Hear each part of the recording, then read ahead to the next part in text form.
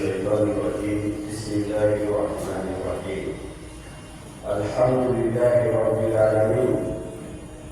الحمد لله الذي بنعمته تتم الصالحات، واشهد ان لا اله الا الله ولي الصالحين، اله الاولين والاخرين، واشهد ان سيدنا وعظيمنا وحبيبنا وشفيع ذنوبنا محمد رسول الله وصفيه وخليله وخيرته من خلقه، صلى الله عليه وعلى آله وصحبه وكل من اهتدى بهديه أو استنى بسنته إلى يوم الدين. أما بعد، عباد الله، أوصيكم ونفسي بتقوى الله عز وجل، وأذكركم ونفسي بقوله تعالى: ثم ردوا إلى الله مولاهم الحق على له الحكم وهو أسرع الحاسبين.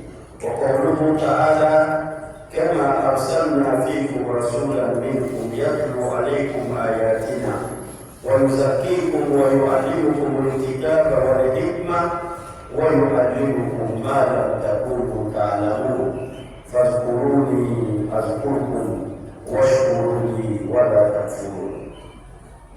Fidèles musulmans, chers sœurs, chers frères en islam, rendons tous grâce à Allah subhanahu wa ta'ala, le Seigneur de l'univers, maître des cieux et de la terre. Allah qui nous a créés, qui nous a gratifiés en faisant de nous des êtres humains, en nous guidant sur le droit chemin, en faisant de nous des membres de la communauté de son bien-aimé Muhammad sallallahu alayhi wa sallam. Nous attestons qu'il n'y a aucune divinité digne d'être adorée devant lui, et nous attestons que Muhammad sallallahu alayhi wa sallam est son noble serviteur et messager.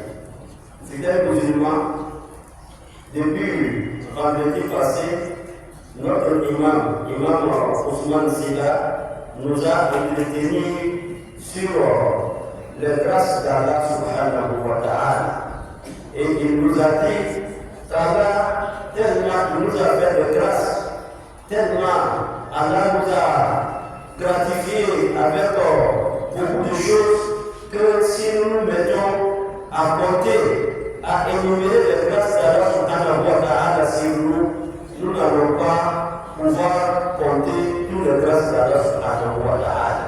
Et c'est ce qu'Allah subhanahu wa ta'ala nous dit: wa in ta'udhu ni'matallahi la tuhsuha.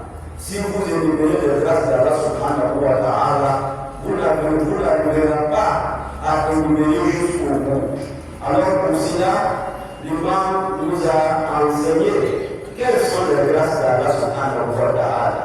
À commencer d'abord par la vie, la santé et le temps, la liberté qu'Allah subhanahu wa ta'ala nous a donné, etc. Aujourd'hui, Inch'Allah, nous allons continuer dans la même veine. Nous allons nous poser deux questions essentielles. Si Allah nous a fait des grâces, qu'est-ce qu'il nous demande? Il nous demande d'être reconnaissant envers lui. Mais comment être reconnaissant envers Allah subhanahu wa ta'ala? Comment remercier Allah subhanahu wa ta'ala pour les bienfaits qu'il nous a donnés, pour ces grâces qu'il nous a données? Ça, c'est notre première question. Deuxième question: lorsque nous sommes reconnaissants envers Allah subhanahu wa ta'ala, nous nous acquittons de ces devoirs qu'Allah nous a demandé de le remercier, d'être reconnaissant. Qu'est-ce que Allah va nous donner? Quelles sont les récompenses qu'Allah subhanahu wa ta'ala a réservées pour les serviteurs qui sont reconnaissants envers Allah subhanahu wa ta'ala?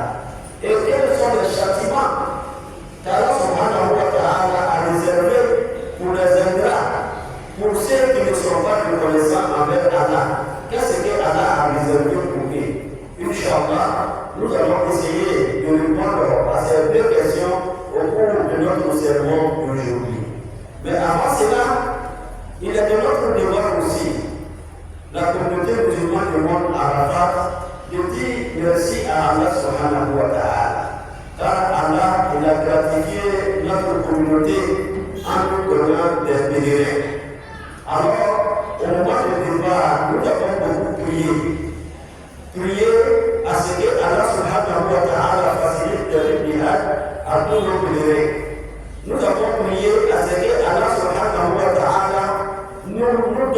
nos pèlerins sains et saufs, et à ce qu'il vienne nous trouver aussi en bonne santé.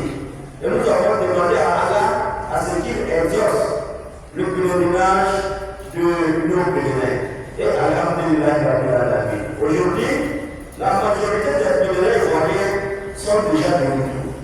Et au sein de notre communauté, nous avons beaucoup de hages, beaucoup de hagas qui sont parmi nous aujourd'hui. C'est la joie, c'est le moment de dire merci à Allah subhanahu wa ta'ala d'avoir facilité les hages à nos pèlerins et de nous les avoir donnés sains et saufs. Pour cela, nous sommes dans le bon moment de remercier Allah subhanahu wa ta'ala. Voyez-vous, déjà, ce vendredi est l'avant-dernier vendredi de l'année nigérienne, qui veut dire vendredi prochain sera le dernier vendredi de l'année, qui veut dire Allah nous a donné une année. Au cours de cette année, certains parmi nous ont eu beaucoup de promotions. Certains parmi nous ont vu leur vie exaucée. Certains parmi nous ont connu des épreuves.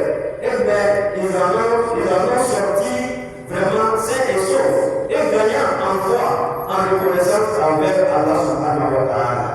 Tout ceci pour dire il faut remercier Allah de t'avoir donné cette année.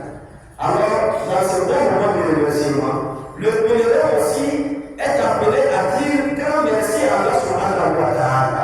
Pourquoi? Parce que Allah ne facilite pas le hajj à tout le monde. Il y en a dans notre société, dans notre communauté, ce n'est pas les moyens qui manquent. Ils ont tous sortes de moyens, mais Allah ne les a pas encore guidés à ce qu'ils aillent effectuer ce cinquième pilier de l'islam qui est le hajj. Certains ont les moyens, mais la santé ne les permet plus d'aller au hajj. S'ils veulent aller effectuer le hajj, ils sont obligés de payer quelqu'un à ce qu'il fasse le hajj à leur place. Mais toi, Allah subhanahu wa ta'ala te l'a donné. Et au cours du hajj, tu as vu beaucoup de choses. Et tu as bénéficié de beaucoup de leçons au cours du hajj. Le hajj t'a enseigné la foi. Il t'a enseigné l'humilité. Il t'a enseigné comment être un bon serviteur de notre Créateur Allah subhanahu wa ta'ala. Ça fait déjà un mois et quelques jours que toi, tu t'es vraiment donné à l'adoration, à la spiritualité. Tu t'es occupé de tout ce qui est interdit en islam. C'est comme une retraite spirituelle. Tu as effectué au cours du hajj. Et alhamdulillah, tu es revenu, mais il faut savoir que le hajj t'a donné une chance. Pourquoi? Parce que lorsqu'on effectue le hajj, ça nous fait gagner de la spiritualité auprès d'Allah subhanahu wa ta'ala. Mais le hajj va effacer notre passé. Et ça, c'est très important dans la vie spirituelle. Parce que lorsqu'on parle de la vie spirituelle, c'est qu'on a beaucoup de mérites, on a moins de péchés. Alors le hajj nous a fait pardonner tous nos péchés. On est revenu comme un nouveau-né qui est venu en vie. On n'a pas de péché. Allah nous a pardonné, nous a effacé tout ce qui est passé. Alors le passé est maintenant derrière nous. C'est une nouvelle vie qui commence pour les pèlerins. Alors pour cela, il faut savoir en profiter. La question que tout pèlerin doit se poser, c'est de savoir quel comportement dois-je adopter après le hajj. Qu'est-ce que je dois faire après le hajj? Parce qu'avant le hajj, il y a beaucoup de choses que je faisais, mais après le hajj, même si ces choses ne sont pas interdites, moi-même je dois me les interdire. C'est ça le hajj. Voyez-vous, l'un des compagnons de notre bien-aimé, Muhammad sallallahu alayhi wa sallam, qui est Amr ibn al-As, radiyallahu anhu. Amr ibn al-As habitait la Mecque, il est venu à Médine. Et il s'est orienté vers Muhammad sallallahu alayhi wa sallam. Avant qu'il n'arrive, ils sont venus annoncer à Muhammad que Amr ibn al-As vient de se convertir en islam.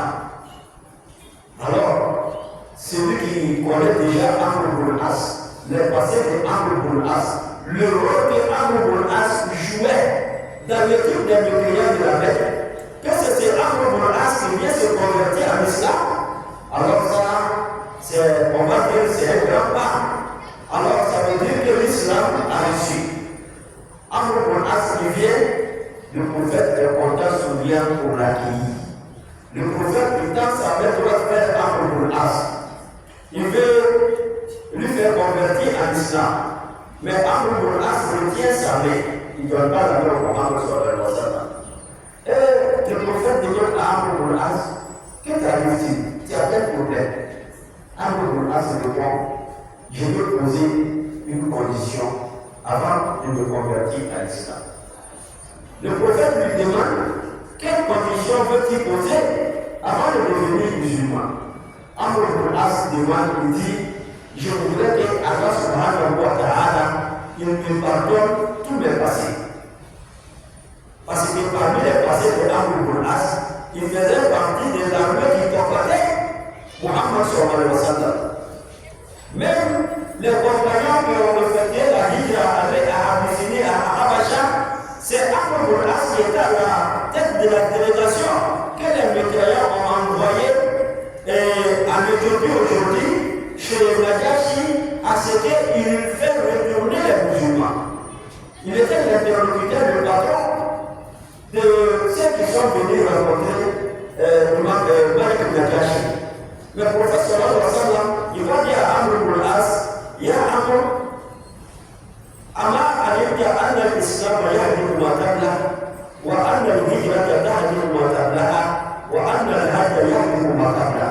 Il dit Amr, tu ne sais pas que l'islam abroge tout ce qui était avant l'islam. Lorsque tu viens de convertir à l'islam, tu commences une nouvelle vie. Les passés, Allah subhanahu wa ta'ala te les pardonne. Tu deviens comme la personne qui n'a jamais péché. Tu ne sais pas, Amr ibn As, que lorsqu'on effectue la hijra, on fait l'immigration à cause de Dieu pour protéger sa foi. Ceci aussi te fait gagner tes passés. Avec ça, Allah subhanahu wa ta'ala va te pardonner tous tes passés. Ainsi, lorsque tu viens te convertir en islam, et lorsque tu effectues le hajj, après le hajj va effacer tous les péchés qui étaient là avant le hajj. Fidèles musulmans, de la manière que nous sommes donnés à l'adoration à la Mecque là-bas, alors il est temps de venir recopier tout cela dans notre vie maintenant. Déjà, Allah t'a garanti le paradis. Faites en sorte que sur terre, tu sois un président de Dieu qui va propager la paix, la foi sincère en Allah subhanahu wa ta'ala, à ce que le promesse d'Allah continue, à ce que le promesse d'Allah se réalise pour toi. Il ne faut pas être parmi ceux-là qui ont effectué le hajj, mais après le hajj, en un voyage dans la vie, on se pose la question réellement, est-ce que lui est allé au hajj? Est-ce que lui réellement il a vu la Kaaba? Est-ce que lui il a fait le waf de la Kaaba? Si les uns et les autres se posent ces questions envers toi, ceci veut dire que vraiment votre hajj, on va se poser la question si ça a été exaucé. Nous demandons à Allah subhanahu wa ta'ala à ce qu'il exauce le hajj de tous nos pèlerins, à ce qu'il facilite le chemin de la mer pour tous ceux qui n'ont pas encore effectué le pèlerinage à la mer. Fidèles musulmans, chers sœurs, chers frères, lorsque Allah subhanahu wa ta'ala il nous donne des grâces, il nous fait des grâces, alors Allah nous recommande d'être reconnaissant. Allah n'aime pas les infidèles de la manière que Allah n'aime pas les ingrats. L'ingratitude, Allah ne l'aime pas.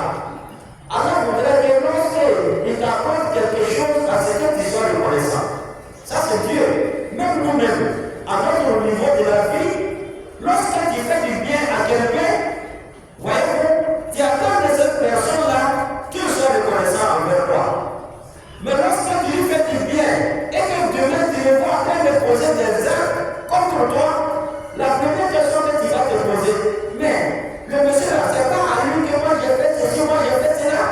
Mais pourquoi aujourd'hui il est contre moi? Ça c'est entre nous les humains. Avec Dieu, c'est la même chose. Allah nous a fait des grâces que personne d'autre ne peut nous les donner. Et chacun de nous, à son niveau, bénéficie des grâces d'Allah subhanahu wa ta'ala. Voyez-vous, il y avait un sage qui est venu rencontrer un aveugle. L'aveugle là était un manchot, il n'avait pas de bras, il n'avait pas de mains. Mais il disait toujours Alhamdulillah, allazi afani mimma ibtala bihi kathirun min an-nas. Il disait merci à Dieu qui m'a protégé de ce qu'il a éprouvé avec beaucoup de hommes de notre jour d'aujourd'hui. Mais le Seigneur lui pose la question, toi avec cette vie misérable, quelle grâce Allah t'a donnée? Alors le monsieur va répondre, il va dire, Allah, il m'a donné une langue avec laquelle je le remercie avec. Je l'invoque avec cette langue-là. Mais certains, Allah les a donné la langue. Mais au lieu d'invoquer Allah subhanahu wa ta'ala avec, ils sont en train de faire autre chose. Voyez-vous, Allah, il m'a fait des grâces. Mais ces grâces-là, il ne l'a pas donné à tout le monde. Et en même temps, Allah subhanahu wa ta'ala m'a donné un cœur rempli de la foi, rempli de reconnaissance envers Allah subhanahu wa ta'ala. Il y a beaucoup d'ingrats dans notre vie. Ils ont des cœurs, mais leur cœur est tellement éloigné de la foi qu'ils ne sont pas reconnaissants. Il dit, Dieu m'a donné un corps qui est patient, qui savent supporter la douleur, qui savent supporter les épreuves. Mais ce n'est pas le cas pour les autres.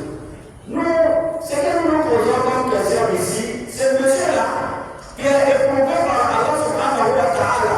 Mais malgré les épreuves, il reste toujours reconnaissant en disant que Allah lui a gratifié avec des choses qu'il n'a pas données à d'autres personnes.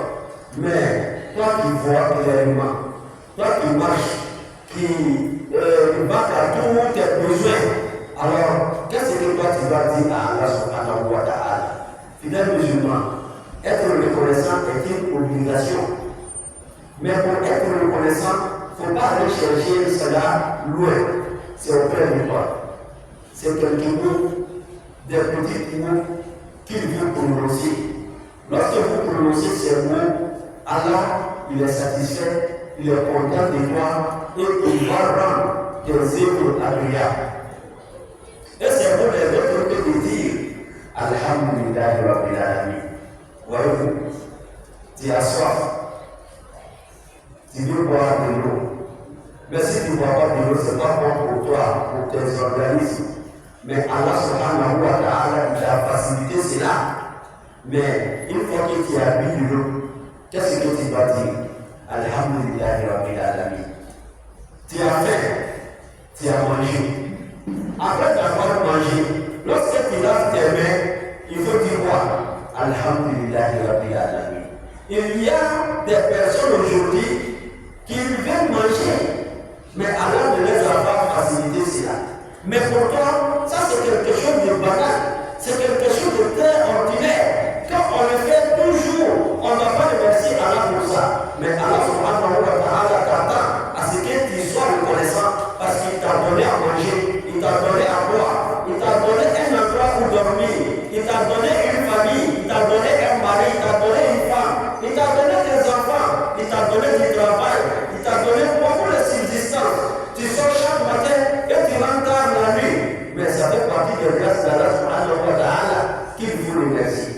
Fidèle musulman, pour être reconnaissant envers Allah subhanahu wa ta'ala et remercier Allah, ce que nous devons faire, c'est d'abord reconnaître ces bienfaits d'Allah subhanahu wa ta'ala sur nous. Ça, c'est le premier pas. Voyez-vous, tous les prophètes qu'Allah subhanahu wa ta'ala a envoyés, Allah les a éprouvés.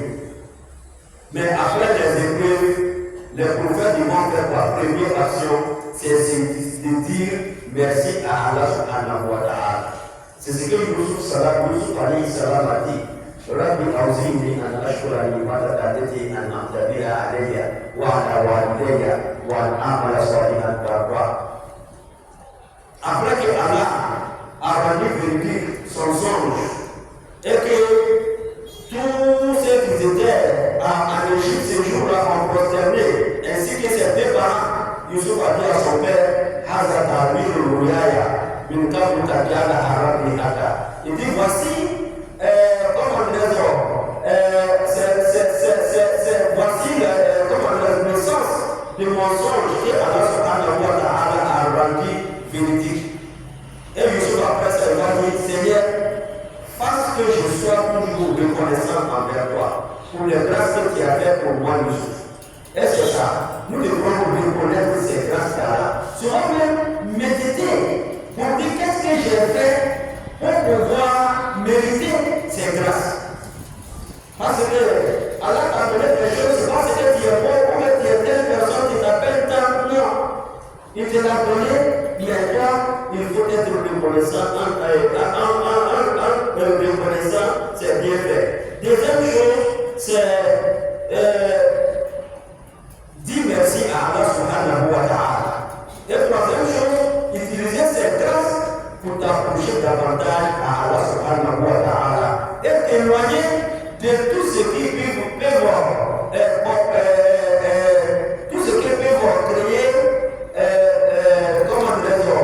les châtiments d'Allah subhanahu wa ta'ala. Tout ce qui peut énerver Allah subhanahu wa ta'ala, il faut t'en éloigner. Car Allah te fait des grâces, ces grâces-là, il faut les utiliser à pouvoir atteindre Allah subhanahu wa ta'ala.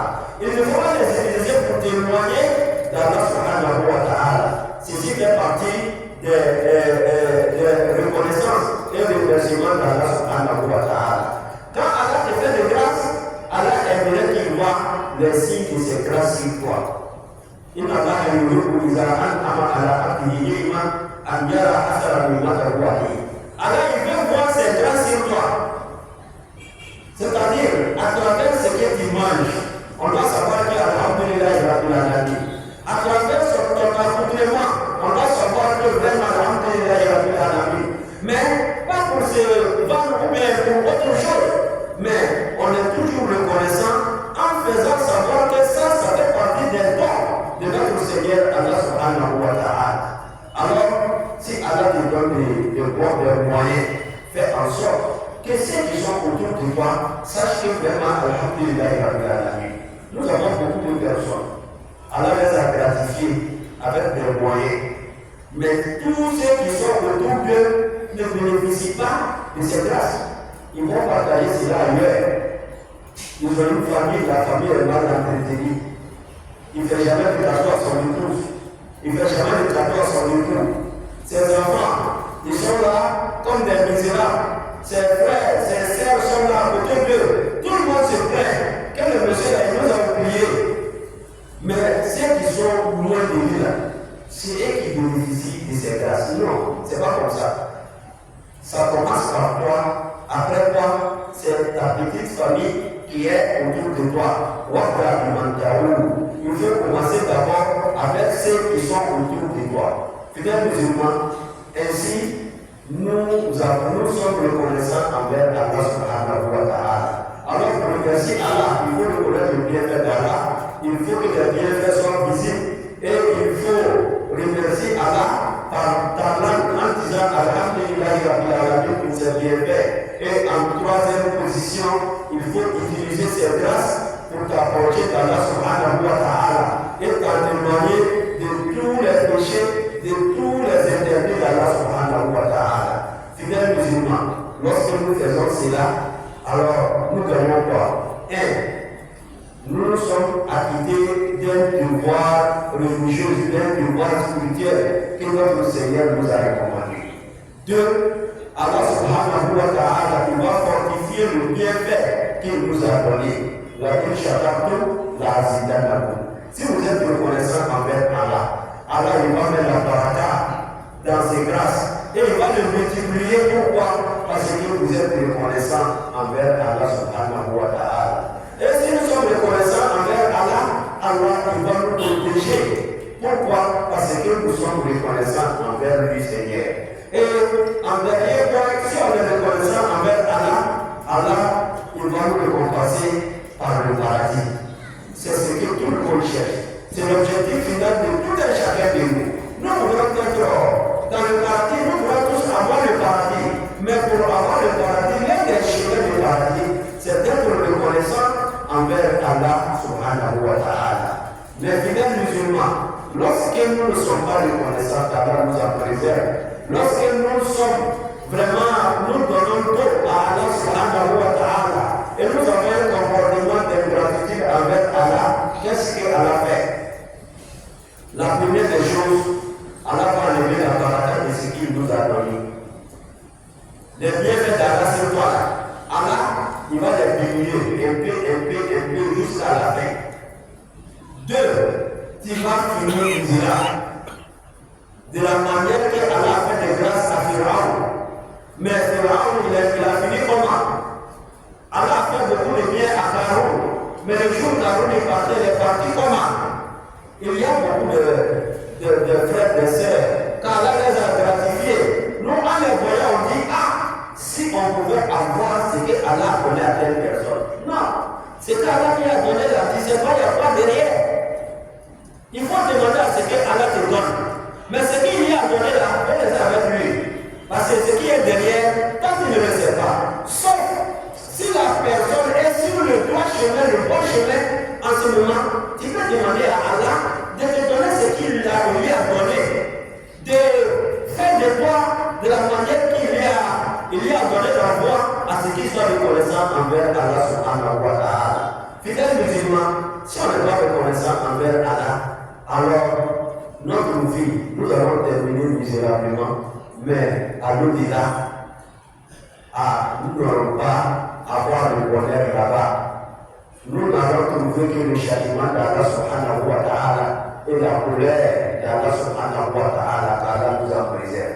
C'est pour cela, à la fin de l'année, il a demandé à tout un chacun de faire une pause pour méditer de son année.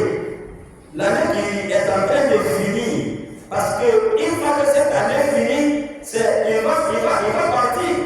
Ça ne va plus revenir si ce n'est qu'au jour de la résurrection. Lorsqu'il vient, c'est pour témoigner, soit pour nous, soit contre nous. Mais il va témoigner de ce que nous avons meublé l'année avec. Qu'est-ce que nous avons fait au cours de cette année-là?